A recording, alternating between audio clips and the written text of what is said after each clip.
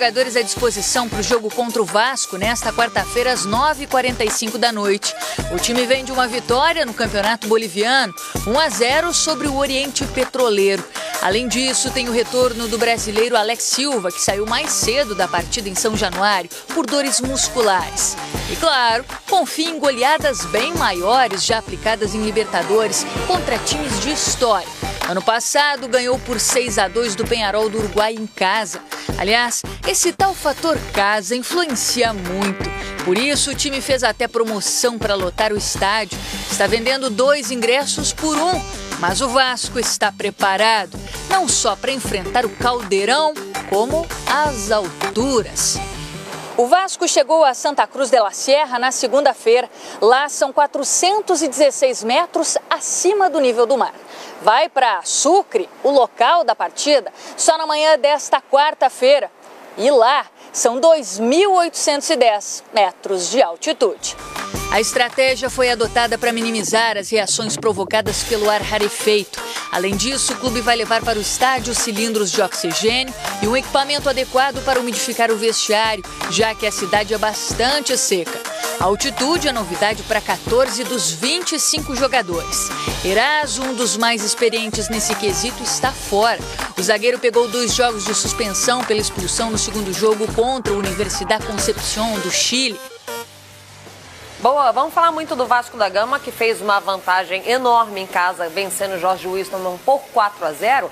Mas antes, uma pequena correção na nossa escala da programação, né, Eugênio? Você vai falar que fica muita coisa na nossa cabeça? Falei que todo mundo fica muito doido. O comentarista também ficou. O Silva Júnior narra amanhã Copa do Brasil. Isso. Qual jogo? Juventude e Avaí. Juventude e Avaí. Com a Nadine Bastos também.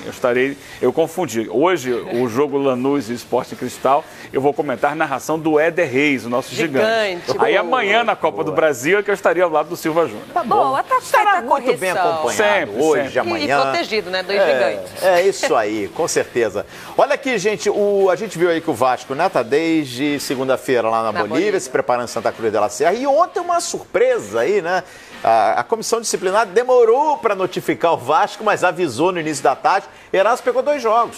Naquela expulsão dele contra o Concepción, ou seja, está fora do jogo de hoje contra o Jorge Wilson. Com isso, o Zé Ricardo vai manter a mesma equipe, Paulão e Ricardo na zaga. Olha o risco, só pra gente lembrar o que aconteceu com a Chapecoense ano passado, né? Não, e não é só isso, né, Lívia? Notifica o cara antes do embarque, pra que viajar então, né? Fica no Rio de Janeiro, vai treinando, vai aprimorando forma física, enfim. E nessa mesma notificação, o Vasco foi punido a pagar uma multa em função do goleiro Martin Silva. Você não está entendendo? Então, olha só, na partida contra a Universidade Concepción, em São Januário, o goleiro deveria ter entrado em campo com a cor azul, mas jogou de verde devido à mudança no fornecedor de material esportivo do clube. E aí o Vasco foi enquadrado pelo Tribunal de Disciplina no artigo 61 das regras da Conmebol Libertadores e terá que pagar essa multa aí, como eu falei, de aproximadamente 50 mil reais. Não entendam, torcedor, como uma grande frescura. Tem um departamento todo especial da Conmebol, que agora, Calheiros, Eugênio, eles já mandam um material específico com a cor do uniforme da arbitragem, dos clubes, dos goleiros, justamente, Eugênio, para não ter aquele problema. O time da cor do uniforme igual da equipe de arbitragem. Mas o dono da casa decidiu usar um uniforme e vai ficar muito parecido com o adversário. Pra gente não ter aquelas lambanças, né, Eugênio, de olhar de longe e você não saber quem tá em campo. Então, ok, eles justificaram, mas é um cuidado a mais para evitar aquele, olha, mas o árbitro confundiu o zagueiro com o atacante dos times. É um cuidado. É um cuidado, a gente entende. Eu acho que é a busca por profissionalizar cada vez mais a gestão da competição, mas assim, eu achei pesada a multa e eu acho que é justificada. Assim, houve uma mudança no fornecedor e o material esportivo veio de uma outra cor e outra cor que não gerou problema, né? O verde ali não causou problema algum. É que, não, você tinha avisado lá atrás que era azul, veio de verde. 15 mil dólares não é qualquer troco, não, né? A multa é pesada, mas aí talvez o Vasco poderia ter avisado. Não estava de azul, estava de verde. Esse cara é meio daltônico, ele pode enxergar o azul ali. O seu óculos, Eugênio, você enxerga de que cor? Verde. Então tá bom. Olha só, mas ok, eu até concordo contigo, Eugênio, mas Eu acho bacana. Eu tô vendo a Conmebol num caminho de organizar. Claro, eu acho que a comissão disciplinar pode ser um pouquinho mais ágil, pode notificar com mais agilidade os clubes em caso de punições, como essa que o Vasco sofreu, principalmente no episódio Eraso. Mas eu gosto, hein? Eu gosto, acho que a Conmebol tá começando a se preocupar com questões que antes... Sim, é importante a preocupação, mas eu acho que deve haver também um certo bom senso para entender as situações que acontecem com todos os clubes. Boa. Eugênio, eu citei aqui, quando a gente começou a falar do Vasco, sobre a vantagem larga que o Vasco conquistou dentro de casa, conquistou sobrando 4-0 para cima do Jorge Wilstermann. Aí o torcedor fala, é impossível, o Jorge Wilstermann virar, olha, o Vasco já está classificado. Então eu resolvi abrir o baú da Libertadores no século, pensando nas viradas. Será que teve alguma outra virada parecida? Será que quem fez 4-0 conseguiu? Vamos resgatar aqui na memória, Eugênio, eu sei que você é bom de memória também, algumas viradas. Calma, gente, não estou secando o Vasco, tem viradas positivas e negativas aqui na tela do Bom Dia Fox. Olha, o Jorge Wilstermann e o River Plate nas quartas de final de 2017. Na ida 3-0, na volta 8-0. Foi um jogo bem confuso, né, Eugênio? Esse 8-0 aí também não disse muito do que era. Fora da curva. Fora da curva. Entre tantas eliminações que nós temos aqui, eu vou destacar a do Flamengo. Por que, Eugênio, eu vou destacar do Flamengo? Porque o Jorge Wilstermann, a gente falou do que fez uma vantagem em casa e perdeu na volta. Aqui o do Flamengo fez o contrário. Ele fez uma boa vantagem na casa do adversário. Sim. Conseguiu quase que, ou mais difícil, não vou colocar impossível. Na casa do adversário ele fez 4-2. E aí na volta, Eugênio, todo mundo achando que a vantagem era boa, o Flamengo tomou 3-0 dentro de casa. E acabou sendo eliminado. O famoso gol do Cabanhas de falta no Maracanã. Você estava presente nesse jogo. Exatamente, exatamente. E aí a gente tem outras viradas, Emelec, River Plate...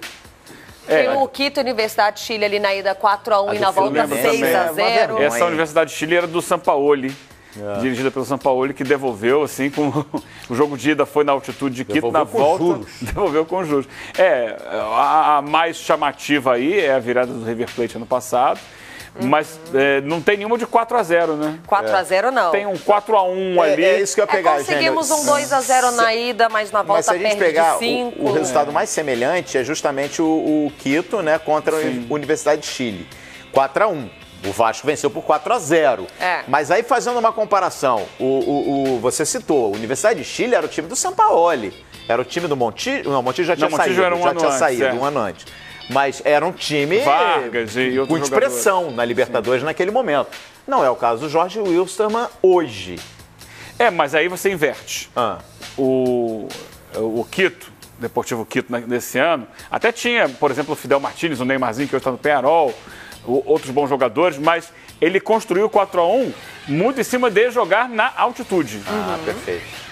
Entendeu? E a altitude de Quito não é igual a de Sucre. Sucre é um pouquinho mais alto. É pouca coisa. Quito é 2.800 alguma coisa também. Acho que 2.700. Sucre vai a 2.800 e pouco. Um pouquinho mais alto.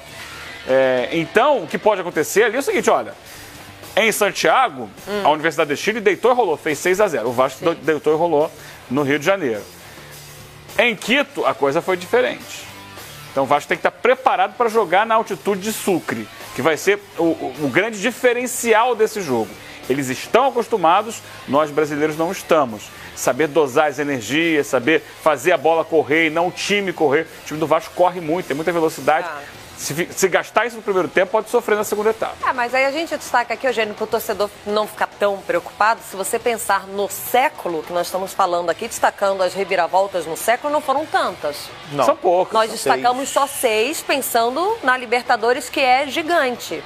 São 6, então assim... Fato raro, é difícil acontecer. Fato raro, deu trabalho, Eugênio. Deu trabalho para buscar, porque passamos em branco em diversas Libertadores. Não é fácil conseguir uma reviravolta, não. E nessa linha do Eugênio aí, se a gente trouxer esse raciocínio da altitude para fora da altitude, com o próprio Jorge Wilstermann, tá ali no ano passado, né? Que na altitude fez a diferença, conseguiu bater o River Plate por 3-0, mas no nível do mar, o River fez o dobro do que o Vasco na semana passada.